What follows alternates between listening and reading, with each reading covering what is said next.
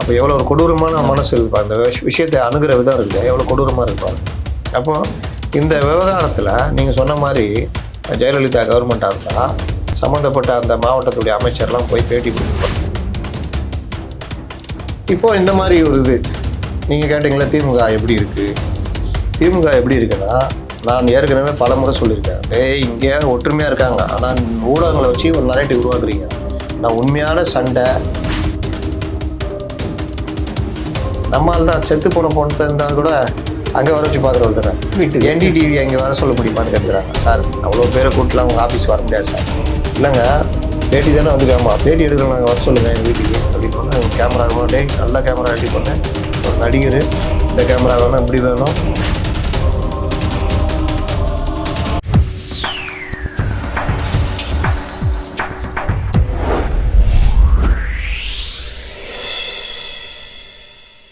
வணக்கம். Golden chance வழங்கும் அரசியல் களம். இன்றைய அரசியல் களம் நிகழ்ச்சியில் நம்மோடு இணைந்திருப்பவர் மூத்த பத்திரிகையாளர், அரசியல் விமர்சகர் திரு முத்தலிப் அவர்கள். வணக்கம் சார். வணக்கம் சார். ஸ்ரீரங்கம் சட்டமன்ற உறுப்பினர் திரு பழனியாண்டி அவர்கள் கல்குவாரி நடத்திட்டு இருந்திருக்காரு. கிட்டத்தட்ட ஒரு 45 கோடி அபராதம் போட்டு மூடி இந்த கல்குவாரி பத்திரிகையாளர் எடுத்து போட்டது மேலே பயங்கரமான ஒரு தாக்குதல் பண்ணியிருக்காங்க.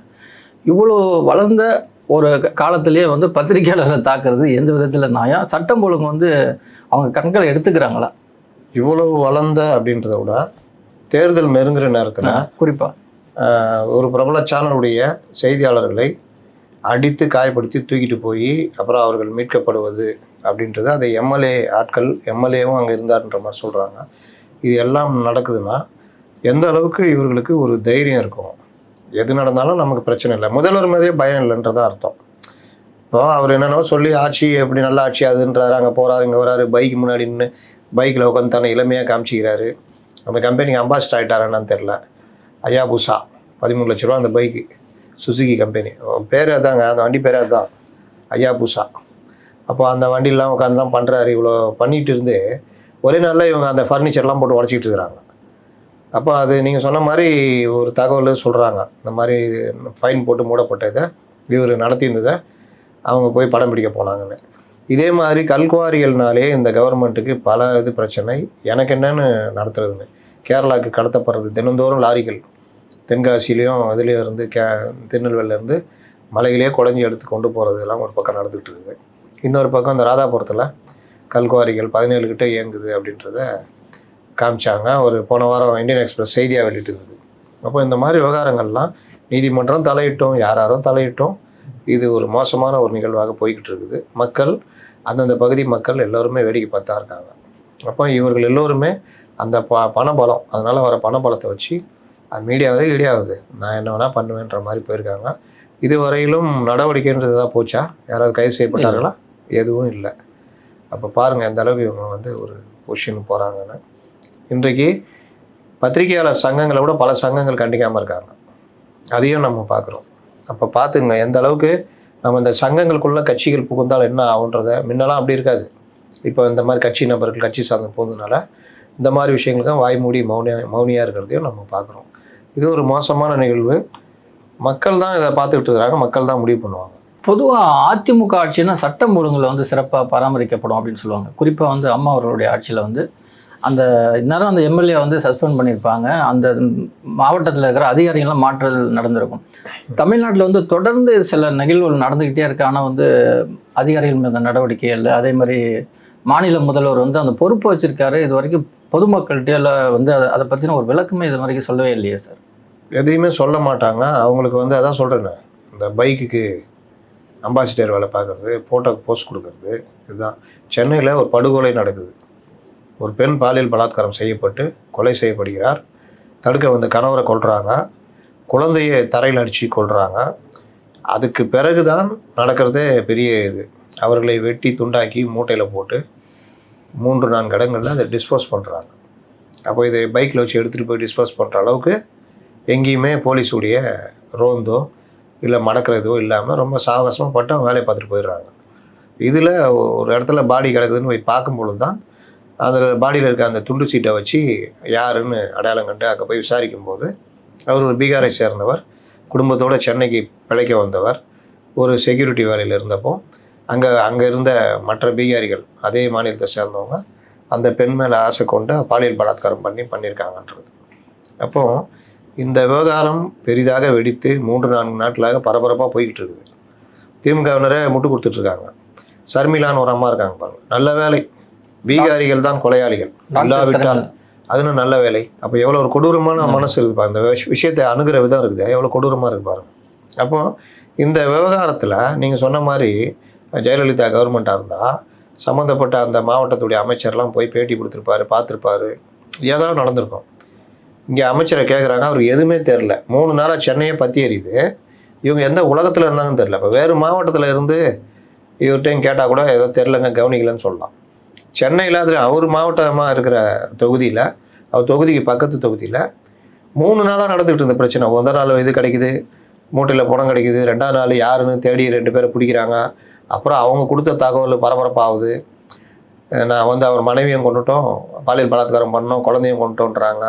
அப்புறம் கூட்டு போய் குழந்தையுடைய சடலத்தை எடுக்கிறாங்க, பெண்ணுடைய சடலத்தை அந்த குப்பை கிடங்கில் தேடுறாங்க. இது எல்லாமே 3-4 நாட்களாக பரபரப்பாக ஓடிக்கிட்டு இருக்குது. இவர்கள் யாருக்குமே எதுவுமே தெரிலங்க. அமைச்சரை கேட்குறாங்க, முழிக்கிறாரு. கூட இருக்கிற இன்னொரு எம்எல்ஏ மயிலாப்பூர் வேலுவை பார்க்குறாரு, அவரும் முழிக்கிறாரு. அவராவது சொல்லணும்ல, அவர் தெரிஞ்சாதான் அவர் சொல்லுவார். அப்போ இவர்கள் எந்த உலகத்தில் வாழ்கிறார்கள்? இவர்களுக்கு எதை பற்றி கவலை இருக்குது? நாம் சார்ந்த இப்போ மயிலாப்பூர் சட்டமன்ற தொகுதிக்கு இதுதானே அந்த அடையாறு, இந்த இந்திரா நகர், இந்த ஒட்டிலாம் உள்ள பகுதிகள்லாம் இவருக்கு எப்படி தெரியாமல் போச்சு? அவரும் அந்த மாவட்ட செயலாளர் தானே, ஏன் தெரியாமல் போச்சு? இவர் 2 மாவட்டத்துக்கு செயலாளர் தானே, இவர் 2 தொகுதிக்கு 4 தொகுதிக்கு என்னமோ செயலாளர்ல மா சுப்பிரமணியம். ஆமாம். அப்போ அவர் தொகுதிக்குள்ளே தானே இது நடக்குது. இன்னொன்று மாவட்ட அமைச்சர், 2 பேரில் நீங்கள் ஒரு ஆள். இது எப்படி உங்களுக்கு தெரியாமல் போச்சு? பேப்பர் படிக்கிறது இல்லை, சமூக வலைதளம் பார்க்குறது இல்லை, கட்சிக்காரங்களுக்கு தெரியாது, எதில் என்னன்றது தான் லாப நஷ்டம் பார்க்குறத தவிர இன்றைக்கி நம்ம செய்தி நம்மளுடைய ஸ்டேட்டில் என்ன நடக்குது, நம்ம டிஸ்ட்ரிக்டில் என்ன நடக்குது, சிஎம் கூப்பிட்டு கேட்பாரு, அந்த பயம் கூட இல்லைல்ல. ஏன்னா அவருக்கு வேறு வேலை ரெடி ஆகுது இல்லை, அவருக்கு இதை பற்றி என்ன இருக்குது? அப்போது இந்த விவகாரங்களில் மேலேருந்து கேட்டாங்கன்னா பயம் இருக்கும். ஐயோ மிஸ் இப்போ நீங்கள் இருக்கீங்க, செய்தி சேனல்லாம் வேலை செஞ்சுருக்கீங்க, நானும் வேலை செஞ்சுருக்கேன். சென்னையில் ஒரு முக்கியமான விஷயம் நடந்து நம்ம எடிட்டர் கூப்பிட்டாருன்னா அலறுவோம். அதுக்கு முன்னாடியே அது தெரிஞ்சு வச்சுக்கிற இதில் இருப்போம். கேட்கும் போது தகவல் சொல்லுவோம். இதுதான் தெரியுமேன்ட்டாருன்னா அசிங்கமாகிடும். இல்லை சார் கூடுதலாக இந்த மாதிரி இருக்குது, இன்னும் கொஞ்சம் கேட்டிருக்கேன், ஃபோட்டோ கேட்டிருக்கேன், அது கேட்டிருக்கேன், ரைட்டு பாருங்க என்னன்னு பாருங்கன்ட்டு வச்சுருவாங்க ஃபோனை. இந்த மாதிரி அனுபவம் உங்களுக்கு இருக்கும், எனக்கு இருக்கும். பொலிட்டிக்கல் இது நடக்கும். அவன் எப்படி போட்டான், நீங்கள் ஏன் போடல சார்? அதை கன்ஃபார்ம் பண்ணிட்டு தான் போடணும்னு இருந்தோம்.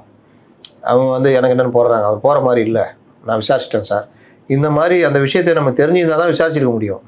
இது பத்திரிகையாளர்கள், இது அரசியல்வாதிகளும் இந்த மாதிரி தான் கிட்டத்தட்ட இருப்பாங்க. இப்போ முதல்வர் கூப்பிட்டு அந்த மாவட்டம் யாருப்பா, மாசு, என்ன நடக்குது, இந்த மாதிரி கொலை நடந்திருக்கு, என்ன பண்ணுறீங்க அப்படின்னு அவரை, கமிஷனரை, ஜேசியை, இவங்களெல்லாம் கூப்பிட்டு லெஃப்ட் ரைட் வாங்குவாங்க. ஏதாவது எதுவுமே இல்லாமல் ஜாலியாக மறுநாள் போயிட்டு பைக்கில் உட்காந்து அவர் ஊட்டினுக்கிறாரு. அதுக்கு நாள் கல்யாண மண்டபத்தில் ஆடல் பாடல், வாராயன் தோழி வாராயோன்னு. அப்போ இப்படி தான் போகுது கவர்மெண்ட். அடுத்த நாளில் நந்தனம் கல்லூரியில் வந்து பாலியல் அதுவும் நடக்குது. அதில் வந்து ஒரு பிரமுகருடைய கூட இருக்கிற ஒருத்தருன்றாங்க. எல்லா இடத்துலையுமே அந்த சாருங்க இருக்கிறாங்க. அப்போ அந்த இது வந்து வெகு நாளாக பல இது நடந்திருக்கு, விசாரணைகள் இனிமேல் தெரிய வரும், இந்த பொண்ணு புகார் கொடுத்துச்சு அப்படின்னு. இதில் ஒரு நல்ல விஷயம் நம்ம பார்க்க வேண்டியது, அந்த இந்திரா நகர் அந்த தரமணி அந்த கொலையில் போலீஸார் வேகமாக இயங்கி கொலையாளிகளை உடனடியாக பிடிச்சது. அடுத்தடுத்து அவங்க கரெக்டாக நூல் பிடிச்ச மாதிரி போனதுனால தான் அது பிடிக்க முடியாது. அதில் நம்ம வந்து எதுவும் சொல்ல முடியாது. அதே மாதிரி நந்தனம் புகார் கொடுத்தோம்னா அரெஸ்ட்டு. ஒருவேளை தேர்தல் நேரம்னால அரெஸ்டாகன்னு தெரில, ஆனால் நடவடிக்கையை நம்ம பாராட்டணும். ஆனால் இந்த மாதிரி இருக்காங்களே அமைச்சர்கள் மற்றவர்கள், அப்போ இவர்கள் எந்த உலகத்தில் இருக்காங்க? எதாவது கேட்டால் அப்புறமா சமாளிக்கிறார். போலீஸார் வந்து இந்த விவகாரத்தில் போலீஸார் இருக்குதுன்னு, அந்த விவகாரத்தில் போலீஸார் தான் இயங்க முடியும். போஸ்ட் ஆஃபீஸில் இருக்கிறவங்களா போய் கண்டுபிடிப்பாங்க? போலீஸார் தானே கண்டுபிடிப்பாங்க. கொலை நடந்தால் யார் போவா? முதல்ல போலீஸ் சொல்கிறாராம். எல்லாத்தையும் கேட்டுட்டு, பத்திரிகையாளர்கிட்டையும் கேட்டுட்டு, எந்த இடம், தரமணியா, தரமணியில் எங்கப்பா அப்படின்றாரு. அப்புறம் அவர் முழிக்கிறாரு, ஐயோ ஏன்ட்ட கேட்காதீங்க அப்படின்ற மாதிரி தாவேலு. இன்னும் அப்புறம் யாராவது சொல்கிறாங்க, அப்படியா அப்படின்ட்டு. சரி இப்போ கொலை நடந்ததுன்னா போலீஸ் தான், உடனே போலீஸ் சார் இது சம்மந்தமாக அப்படின்னு. என்ன கதை இது? இதுதான் பிரச்சனை. அப்போது இந்த மாதிரி நிலைமையில தான் தமிழக அரசு போய்கிட்டு இருக்குது. சிட்டி தலைநகரத்திலே இப்படின்னா, தலைநகரத்தில் இருக்கிற அமைச்சரே இப்படி இருக்காருன்னா மற்ற மாவட்டங்கள் எப்படி இருக்கும் பாருங்கள். இன்றைக்கி எடப்பாடி பழனிசாமி கூட சொல்லியிருக்காரு, ஒரு டிஜிபி தலைமை டிஜிபி பேனலே அனுப்பிச்சிட்டாங்க, அனுப்பிச்சி 3 மாதம் ஆகுது, போடுறதுக்கு இவங்களால முடியல. கோர்ட்டில் வழக்கு போன பிறகு இவங்க போடல. வழக்கு விசாரணைக்கு வந்தால் அப்போ என்ன போய் சொல்லுவாங்க? இத்தனையும் அது கண்டெம்ட்டு, கோர்ட்டு அவமதிப்பு, கோர்ட்டு உத்தரவை மீறி இவர்கள் பண்ணிக்கிட்டு இருக்கிறாங்க. வழக்கு இருக்குது, பட்டியலை அனுப்பிச்சிச்சு யூபிஎஸ்சி, ஆனாலும் நான் போட மாட்டேன். இது என்ன நடைமுறை? சட்டத்தை மதிக்கிற நடைமுறை இப்படி தான் போய்கிட்டு இருக்கு. திமுக தலைமையிலான கூட்டணி ஒரு பக்கம், அதிமுக தலைமையிலான கூட்டணி. அதிமுகவுடைய தலைமையிலான கூட்டணிகள் வந்து இன்னும் அடுத்தடுத்த கட்சிகள் வரப்போகுது அப்படின்னு வெயிட் பண்ணுறாங்க. திமுக தலைமையிலான கூட்டணியில் வந்து எந்த கட்சி வெளியே போகும் அப்படிங்கிற ஒரு சூழ்நிலையில் இருக்குது. இப்போ கூட்டணியில் வந்து முந்துவது யார் ஸ்ட்ராங்காக, எந்த கூட்டணிக்கு வாய்ப்புகள் ஸ்ட்ராங்காக? கூட்டணியில் ஒன்றுமே இல்லை, உள்ளுக்குள்ள பிரச்சனை, ஜொல்லாவில் கத்தியை வச்சு குத்திக்கிறாங்க.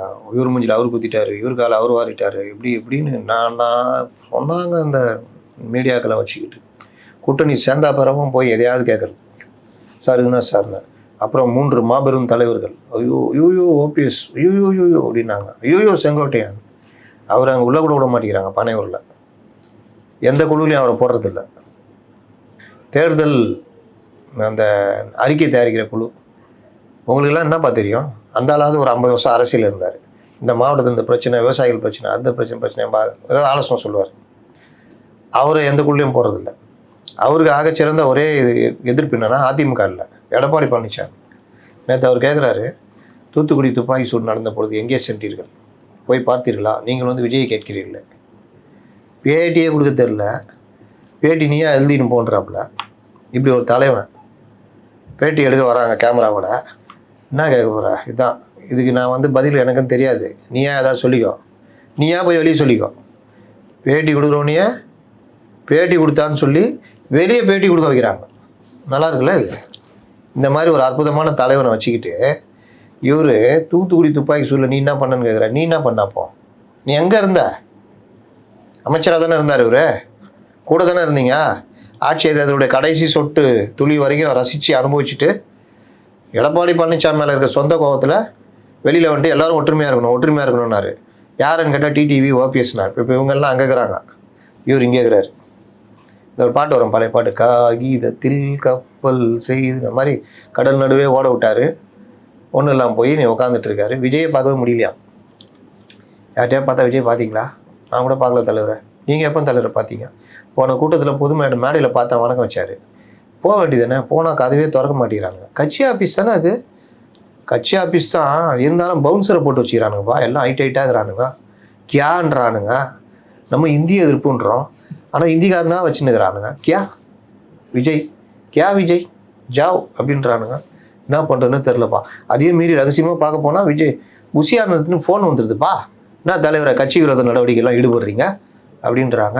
நான் என்னப்பா கட்சி நடவடிக்கை, தலைவரை பார்க்க வந்தேன். அதுதான் தலைவராக கூப்பிட்டா போங்க, நீங்களாக போனீங்கன்னா கட்சி விரோத நடவடிக்கை. அப்புறம் தலைவரை அஜித் ஆக்னல் பல கதை உங்களுக்கு தெரியும், நாங்கள் சொல்கிறதுக்கு இல்லை. என்றைக்குமே உங்களை தலைவர் பார்க்க மாட்டார். வேணாப்பா மாசுக்கு உதவியாக பார்க்குறாரு, இருக்கட்டும். இதுதான் நிலைமை. அப்போது இந்த மாதிரி நிலைமையில் கூட்டணி, இந்த கட்சி, இந்த மாதிரி ஏடிஎம்கே இன்னைக்கு ஸ்ட்ராங்காகி அதுலேயும் டிடிவி வந்த பிறகு பொதுமக்கள் மத்தியிலையும் எல்லார் மத்தியிலும் ஒரு உற்சாகம் வந்திருக்குது. ரொம்ப இயல்பாக போகிறாங்க.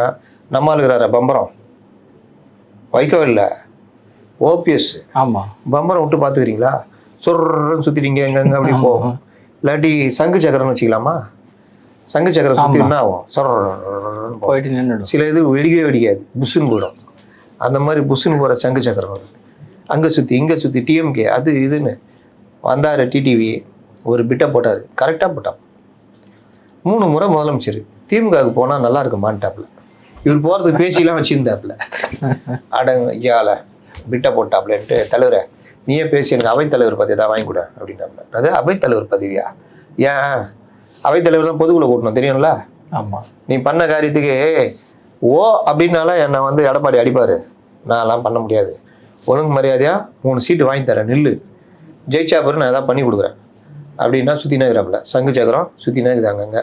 அது ஒரு பார்ட்டு. இப்போது இந்த மாதிரி ஒரு இது நீங்கள் கேட்டிங்களா திமுக எப்படி இருக்குது? திமுக எப்படி இருக்குன்னா, நான் ஏற்கனவே பல முறை சொல்லியிருக்கேன், இங்கே ஒற்றுமையாக இருக்காங்க, ஆனால் ஊடகங்களை வச்சு ஒரு நரேட்டிவ் உருவாக்குறீங்க. நான் உண்மையான சண்டை, உண்மையிலேயே கபலீகரம் பண்ணுறதெல்லாம் இங்கே தான் நடக்குது. 10, 12, 15 தொகுதி நின்றவனெல்லாம் 6 தொகுதியில் நிற்க வச்சு கபலீகரம் பண்ணீங்க. 60, 63 சீட்டுக்கு சண்டை போட்டவனா 25 தொகுதியாகி கபலீகரம் பண்ணீங்க. இது இல்லாமல் சொந்த கட்சிக்காரனை அடுத்த கூட்டத்தில் கலந்துக்கிறதுக்கு இவங்கள்ட்ட பர்மிஷன் வாங்கணும். அம்பேத்கர் நூல் வெளியிட்டு விழா விஜய் கலந்துக்கிறாப்புல, அதுக்கு போகிறதுக்கு இவங்கள்ட்ட பர்மிஷன் வாங்கணும். லாஸ்ட்டில் என்னென்னமோ பண்ணி இவர் போவே இல்லை. மது ஒழிப்பு மாநாடு நடத்துவாங்களாம். யாரை மது ஒழிப்பு மாநாடு? டாஸ்மார்க்கை மூட சொல்லு. ஐயோ தலைவர் அப்படி இல்லை தலைவரை, அகில இந்திய லெவலில் நான் ரொம்ப அசிங்கமாக போயிடும். இந்திய லெவல்லன்னு வச்சுக்கோ, நான் வேணா எங்கள் ஆளுங்க 2 பேர் அனுப்புகிறேன், வாழ்த்தி பேசுவாங்க. யார் அனுப்புகிறீங்க? தலைவரை பார்த்து எல்லாம் ஜூனியர் தான். RS பாரதி இல்லை, அவர் இந்த IT ரைடு ED ரைடுக்கு தான் போவார், உங்களுக்கும் வருவார், கரெக்டாக இருக்கும். அப்புறம் TK இளங்கோவன் இந்த மாதிரி அனுப்பிச்சு அந்த மாநாடையும் சொதப்ப வச்சாங்க. கரெக்டாக? வேறு எதுவும் பண்ண முடியாது. தலைவரை ஆணவ கொலை தனிச்சட்டம் அதெல்லாம் பார்த்துக்கலாம், எவன் ஓட்டு இது பண்ணுறது, தலைவரை அந்த வேங்கை வயல் எல்லாம் பார்த்துக்கலாம். இப்படியே தலைவரை அந்த சாம்சங் தானே நல்லா தானே இருக்குது, இல்லை தொழிற்சங்கம் அதை பற்றிலாம் நினச்சே பார்க்காதீங்க. CPMக்கு இப்படி ஒவ்வொரு விஷயத்துக்கும் தோழமை கட்சிகளை இது பண்ணி மனசு நொந்து போய் முதல் மரியாதை சிவாஜி கணேசன் வடிவுகரிசிக்கிட்ட எப்படி வாழ்வார்? வேறு வழி இல்லாமல் வாழ்வார். பார்த்துருக்கீங்களா? வெளியில் வந்தோன்னே அப்படியே ஒரு குருவி சிட்டுக்குருவி அந்த மாதிரி ஆயிடுச்சு இவங்க நிலமெல்லாம். குருவி சிட்டுக்குருவின்னு வெளியே வந்தால் இன்றைக்கி ஒரு வாய்ப்பு இருக்குது. எது? ராதா மாதிரி நம்ம இருக்கிறாப்புல விஜய். அப்போ எப்படியா என் பாட்டுக்கு எசப்பாட்டு பாடுறதுன்னொன்னா 2 பேரும் அப்படிக்கிறாங்க. அப்போ இதை பார்த்து இவங்க பயந்துட்டாங்க. என்னடா இது வடிவுகரிசி, என்னடா அது நம்ம வீட்டுக்காரன் நமக்கு பயந்து வீட்டில் சும்மா இருந்தான், போட்டது தின்னு தான், இப்போ திடீர்னு என்னடா ராதா பக்கம் திரும்புகிறான் அப்படின்ட்டு, எட்ரா வண்டி அப்படின்ட்டு போய் நேராக அங்கே போய் பார்ப்போன்ட்டு கனிமொழி பிடிச்சி நேராக எங்கே அனுப்புகிறாங்க? டெல்லி ராகுலை பார்க்க. இதை தானே அவர் பண்ணார். டெல்லியில் அமித்ஷா போய் பார்த்தாரு, கூட்டணி கட்சி தலைவர்ன்ற முறையில். என்ன சொன்னீங்க? அடிமை. இதுக்கு பேருண்ணா TR பாலு அனுப்ப வேண்டியதானே, இல்லை வேறு யாராவது அனுப்ப வேண்டியதானே? ஏன் இவங்களை அனுப்புகிறீங்க? எப்படி கெஞ்சணும்னு இவங்களுக்கு தெரியும். இன்னொன்று குடும்ப ரீதியாக கெஞ்சணும். இன்னொன்று பிரச்சனைன்னா கை விட்டு போயிடக்கூடாது. பல விஷயங்கள் பேசணும்னா அதுக்கு தன்னை சார்ந்தவர்கள் இருக்கணும். இவங்களுக்கு ஜோக் என்னென்னா, கனிமொழி இவங்களுக்கு ஒரு ஸ்லீப்பர் செல்லு, அது அவங்களுக்கு தெரியாது. அவங்கள அனுப்பிச்சு பேசுகிறாங்க, பேசிட்டு நல்லபடியாக முடிஞ்சதுன்னு அது பேட்டிலாம் கொடுக்குறாங்க. அவர் என்ன சொல்லிட்டாப்புல, சரி விடு போய் தொலைங்க, 40 சீட்டு ராஜ்யசபா எதாவது பண்ணி கொடுங்க அப்படின்னு. இல்லைங்க அவ்வளோதான் முடியாது, நாங்கள் ஜெயிக்கணும், ஆட்சியே தொடராதுங்க, அப்புறம் எங்கே ஜெயிக்கிறது, சரிங்க எதாவது பார்த்து இது பண்ணுங்க. அப்புறம் கொஞ்சம் ஒரு 28 இந்த மாதிரி எதாவது பேசிட்டு வந்துக்கிறாங்க. அப்போது டெல்லிக்கு காவடி தூக்குற வேலையை நீங்கள் பார்த்தாச்சு. இதை ஊடகங்கள் விவாதிக்குமா? மெயின் ஸ்ட்ரீம் மீடியா விவாதிக்குமா? இல்லை இந்த பீகாரி குடும்பம் இது பட்டது சென்னை சட்டம் ஒழுங்கு பற்றி விவாதிக்குமா? இல்லை இந்த கல்குவாரியில் இதை பற்றி விவாதிக்குமா? அதெல்லாம் விவாதிக்க மாட்டாங்க. அவர்கள் மீண்டும் இதுவா, விஜய் வருகிறாரா, அதுவா இதுவா, இதுதான். அதனால் பெரிய பிரச்சனை ஓடிக்கிட்டு இருக்குது. பிப்ரவரி மாதம் மோதல் மாதம் பாருங்கள், டமாஸ்லாம் இருக்குது. இப்போ தானே காங்கிரஸ் பஞ்சாயத்து முடிக்கிறாங்க, இன்னும் முடியல. நேற்று ஒருத்தர் ஆரம்பிச்சிருக்காரு, மாணவர் காங்கிரஸ் தலைவர். இவ்வளோ பிரச்சனை நடக்குது, கூட்டணி கட்சியாக தானே போராடணும்பா அப்படின்னுறாப்புல. அதனால் தொடர்ந்துகிட்டே இருக்குது. இன்னொரு பக்கம் வந்து சார், அதிமுகவுக்கு திமுகவும் எதிர்பார்த்துட்டு இருக்கோம். அவங்க வந்து எனக்கு சரியான மரியாதை கொடுக்கணும் அப்படின்னு சொல்லி தேமுதிக தலைவி வந்து பிரேமலதா விஜயகாந்த் வந்து நேற்று ஒரு பேட்டி கொடுத்தாங்க. தேமுதிகவுடைய நிலைப்பாடு தான். மரியாதை யாருக்கு எடுத்துக்கிறா? ஒரு கட்சி நடத்துறீங்கன்னா கொள்கை வழி நிற்கணும். சில கூடுதல் குறைச்சல் இருக்கும், உங்களுக்கு சில தேவைகள் இருக்கும். ஆனாலும் அதெல்லாம் தாண்டி ஒரு வேவ் எந்த சைடு போகுது, மக்கள் எப்படி நிற்கிறாங்க. ஏன் மூப்பனார் காங்கிரஸ் உடைச்சிட்டு வெளியே வந்தார்? ஏன் திமுக ஒரு கூட்டணி சேர்ந்தார்? அன்றைக்கி மூப்பனார் கம்மல் இருந்தாருன்னா திமுக தோற்றுருக்கோம், ADMK ஜெயிச்சிருக்கோம். மூப்பனார்ன்ற தமிழ் மாநில காங்கிரஸ் ஒன்றுமே ஆயிருக்காது. அப்போ இது பொறுக்க முடியாமல் அவருக்கு லாபமோ நஷ்டமோ இவங்க இது வேணான்ட்டு வெளியில் வந்து திமுகவோட கூட்டணி வச்சார். இந்த மாதிரி பலரும். ஏன் விஜயகாந்த் அன்னைக்கு கடவுளோட தான் கூட்டணி அதெல்லாம் சொல்லியிருந்தவர் தன்னுடைய கொள்கை தூக்கி ஓரம் வச்சுட்டு ADMK கை கோத்தார். திமுக கவர்மெண்ட்டை வீழ்த்தணும், மக்களுடைய எதிர்ப்பு இருக்குது. இதே மாதிரி தானே மாநாடு மயிலாடு நடந்துச்சுல. அப்போ அந்த மாதிரி நடக்கிற ஒரு கவர்மெண்ட்டு வீழ்த்தப்படணும்னு அவர் கை கோர்த்தார், பெருவெற்றி. அப்போது இன்றைக்கி இந்த கவர்மெண்ட்டுக்கு இது எவ்வளோ பிரச்சனைகள் ஓடிட்டு இருக்குது, வாயை திறக்குது. அவ்வளோ தூரம் நீங்களும் எதிர்த்து பேசியிருக்கீங்க. இன்றைக்கி வந்து தராசு கொண்டு வந்துட்டு யார் அதிகம் கவனிக்கிறீங்களோ அவங்களுக்கு தான் மக்கள் எப்படி பார்ப்பாங்க? ஏற்கனவே பேர் கட்டு போய் சொல்கிறாங்க, அது மாநாட்டு மேடையில் ஓப்பனாகவே சொல்கிறாங்க. அதுதான் சொல்கிறேன், வியாபாரத்தை ஓப்பனாக சொல்லும் போது ஏற்கனவே உங்கள் பேர் கெட்டு போயிருக்கு. அப்போ பொதுமக்கள் உங்களை எப்படி நம்புவாங்க? உங்கள் மேலே என்ன மரியாதை இருக்கும்? நீங்கள் இப்போ ADMK NDA கூட்டணி வந்தீங்கன்னா ஆட்சியை வீழ்த்துறதுக்கு மக்களுக்கு பிரச்சனைக்காக போராடி நிற்கிறாங்க அப்படின்னு. அங்கே கூட குறையன்னா உங்களுக்கு நல்லது தானே கொடுக்குறாங்க. 9 சீட்டு என்ன கம்மியா? கசக்குதா? உங்களுடைய இதுக்கு 9 தொகுதி எவ்வளோ பெருசுங்க? 6% வச்சுக்கிற பாமகக்கு 18 சீட்டு, 1/2% வச்சுக்கிற உங்களுக்கு 9 சீட்டு ஒரு ராஜ்யசபா. இதில் திமிர் பேச்சு, எங்கள் தான் நாங்கள் தான் ஆட்சி, அடுத்த துணை முதல்வரே. ஏற்கனவே காலேஜ் இருந்தது, அதுலையாவது துணை முதல்வர் ஆயிருக்கலாம். காலேஜும் கையில் இல்லை. ஆணவத்தை பாருங்க, சிரிக்கிறாங்க ஜனங்க. நான் துணை முதல்வரே அப்படின்னு போட்டிருந்தாங்க, நான் போட்டேன் ட்விட்டரில். ஏதாவது பட பூஜையா, பட தலைப்பா அப்படின்னு. இதுதான் நிலமை. அதனால் திடீர்னு ஏடிஎம் கூட விட்டுட்டு தலைவரை நீங்கள் தான் அப்படின்னா, ஏம்மா முன்னாடி 9 சொல்லியிருந்தேனா, இப்போ 5 தான் அப்படின்ட்டு என்ன பண்ணுவீங்க? மறுபடியும் உட்காந்து கூட்டம் போடுவீங்களா? நான் முடிவெடுத்து விட்டேன், 9ஆம் தேதி முடிவெடுத்து சொல்கிறேன்னாங்க. 9ஆம் தேதி எல்லாம் மைக்கை தூக்கின்னு போகிறான். அவன்கிட்ட விசுப்பட வசனத்தை சொல்கிறாங்க. இந்த ஒரு படம் குடும்பம் ஒரு கதமம்னு ஒரு படம், அதில் ஒருத்தன் வருவான், பைத்தியக்கார இதுன்னு. பைத்தியக்காரனுக்கு வைத்தியம் பார்க்குற பைத்தியக்கார டாக்டருக்கு பைத்தியம் பிடிச்சதுன்னா, அந்த பைத்தியக்கார டாக்டருக்கு வைத்தியம் பார்க்க எந்த பைத்தியக்கார டாக்டரை எப்படி இது பண்ணுவாங்கன்னு ஐயோன்னு மண்டே பிடிச்சிட்டு ஓடி போயிடுவான். அந்த மாதிரி 9ஆம் தேதினாங்க அக்கா முடிவு எடுத்துட்டீங்களா நீ அப்படின்னு கேட்டால், முடிவு எடுத்து விட்டேன்னு அந்த முடிவை பற்றி நான் சொல்வதற்கான ஒரு முடிவு எடுத்து, அந்த முடிவை வந்து உங்களுக்கு நான் சொல்கிறதுக்கு எப்போன்றதை நான் முடிவு பண்ணியிருக்கேன். அது நேரம் வரும்போது முடிவாக உங்களுக்கு தெரிவிக்கணும்னு மண்டே பிச்சுக்கிறான். ஐயோ அண்ணி தெரியாமல் கேட்டேன், நான் வர்றேன். கடைசியாக என்ன தான் சொல்ல வரீங்க? நான் வந்து 3ஆம் தேதி சொல்கிறேன், வர்றேன். அதுக்கு நடுவில் அவங்கள்ட்ட வரவே மாட்டோம் அப்படின்னு. இதுதான் நிலமை. அப்போ இப்போ February 3 தள்ளி போட்டுக்கிறாங்க. என்ன ஜோக்னா இவன் கண்டுக்கவே இல்லை ஏடிஎம்கே. இதுதான் ஃபைனல், பார்த்து முடிவு பண்ணிக்கிட்டு போயிட்டாங்க. இப்போ இங்கே பேசிட்டு இங்கே போய் 22 கேட்டுக்கிறாங்க. அவர் பக்குன்னு ஆகிடுக்குது ஸ்டாலினுக்கு. ஏமா இதை வச்சு நான் 5 கட்சிக்கு பிரித்து கொடுப்போம்மா, 6 6 6 3 6 18 3 கட்சியா, 2 2ன்னு 2 கட்சி கொடுத்தேன்னா 5 கட்சி வந்துடும் என்கிட்ட. 1/2% வச்சுக்கிட்டு 5 கட்சி தொகுதியை கேட்குறீங்களாம்மா, நியாயமாம்மா அப்படின்னு அனுப்பிச்சி விட்டுக்கிறாப்புல. இதுதான் நிலைமை. 7 நாட்களாக எதிர்பார்த்த, அதாவது நேரம் வந்து பத்திரிகையாளரை சந்திக்கல அப்படிங்கிற ஒரு குற்றச்சாட்டு வந்து ரொம்ப நாளாக டிவிகே தலைவர் திரு விஜய் மேலே இருந்தது. அப்போ ஒழிஞ்சு இந்த சந்திக்கிறாரா? அல்ல, சந்திக்கவே இல்லை. நேரம் வந்து சந்திக்கலன்னா அப்போ ஒழிஞ்சிக்கினே ஏதாவது மூடிக்கினே கேளுங்க அப்படின்னு. நேற்று வந்து NDTV வந்து ஒரு அரேஞ்ச்மெண்ட் பண்ண அந்த இதில் வந்து கலந்துக்கிட்டார் அப்படின்னு ஒரு செய்திகள் வந்து பார்க்க முடிஞ்சது. கலந்துக்கிட்டாரா? அவங்க வீட்டுக்கு போனாங்களா அவங்க? இல்லை, அது அந்த தகவல் தான் உங்கள்கிட்ட இருந்து நான் எதிர்பார்க்குறேன். அதாவது NDTV ஒரு கான்க்ளேவ் நடத்துனாங்க. கான்க்ளேவ்னா அரசியல் ஆளுமைகள், பத்திரிகையாளர்கள் எல்லாருமே உட்காந்துருப்பாங்க. தலைவர்களே மேடையில் உட்கார வச்சு அவங்க NDTV கேள்வி கேட்பாங்க. அன்றைய சூழலை பற்றி கேட்பாங்க. அது கூட அடப்பாடிட்ட பல கேள்விகள் கேட்டாங்க. கிட்டத்தட்ட 30 அதிமுக வருமா, இதுவா, எதுக்கு திமுக எதிர்க்கிறீங்க, குடும்ப ஆட்சின்றீங்களே, அதுவும் பல கேள்விகள் கேட்டாங்க. டிடிவி வந்தது உங்களுக்கு எப்படி பார்க்குறீங்க, அவர் கூட சண்டை போட்டிங்கன்னா பல கேள்விகள் பதில் சொன்னார். அதே மாதிரி முதல்வர் அவரை படிச்சுட்டு போயிட்டார். நீ கேள்விலாம் கேட்டால் நமக்கு வராதுமா, நானே பேசிக்கிறேன்ட்டு அவர் பேசிட்டு போயிட்டார். அதில் அவர் ஏடிஎம்கேவை அட்டாக் பண்ணிட்டு எல்லாம் போனார். நம்மளால் கூப்பிட்டுக்கிறாங்க. நம்மால் தான் செத்து போன பொண்ணு இருந்தால் கூட அங்கே வர வச்சு பார்க்குறவர் தானே. NDTV அங்கே வர சொல்ல முடியுமான்னு கேட்டுக்கிறாங்க. சார் அவ்வளோ பேரை கூட்டலாம் உங்கள் ஆஃபீஸ் வர முடியாது சார்.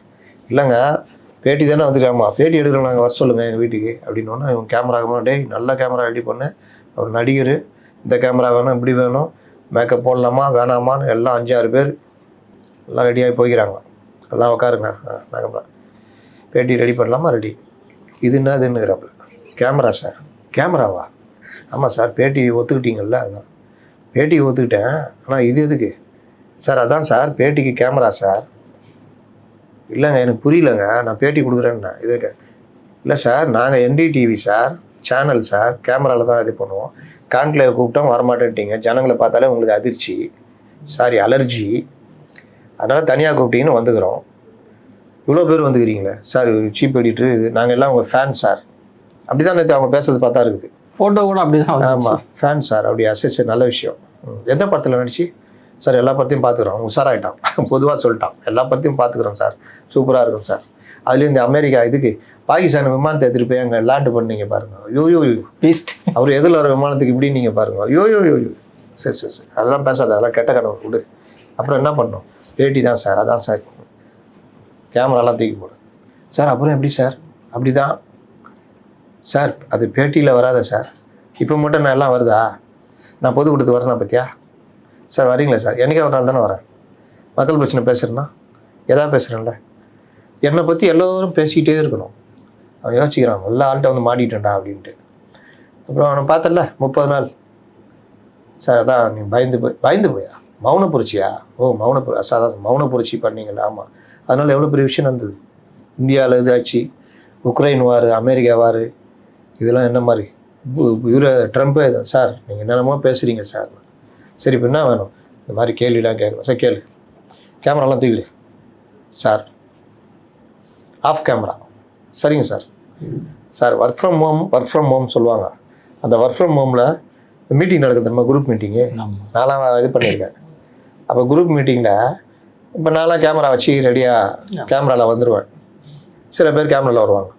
ஒரு 20 பேர்னா ஒரு 5 பேர் கேமராவில் இருப்பான். மற்ற எல்லாத்துக்கும் கேமராலே இருக்க மாட்டாங்க, குரல் மட்டும் தான் கேட்கும். ஆஃப் கேமராவில் தான் இருப்பாங்க. அந்த மாதிரி ஒரு ஆஃப் கேமரா. ஏன்னா ஒரு ஒர்க் ஃப்ரம் ஹோம் தானே பண்ணிகிட்ருக்காரு. ஒர்க் ஃப்ரம் ஹோம் பாலிடிக்ஸ் அந்த மாதிரி இவர் அதே பாணி சொல்லிட்டு அவரே கேட்டிருப்பார் அவங்கள NDTVலையே. நீங்கள் இப்போ டீம் மீட்டிங் போடுறீங்களா? ஆமாம்.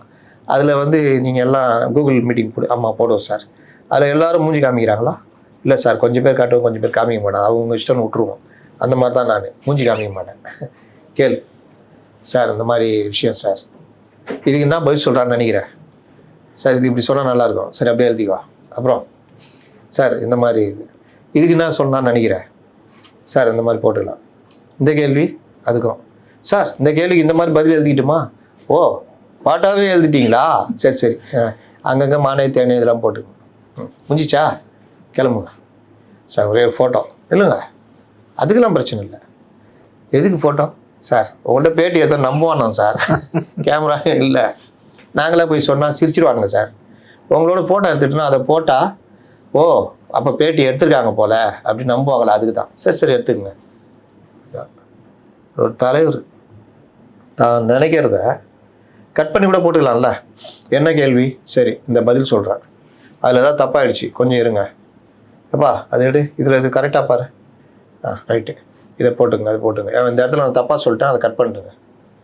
இதுக்கு கூட தைரியம் இல்லை. கேட்டால் மௌன புரட்சியா? பயந்தாங்குழித்தனத்துக்கு மறுபெயர் மௌன புரட்சி.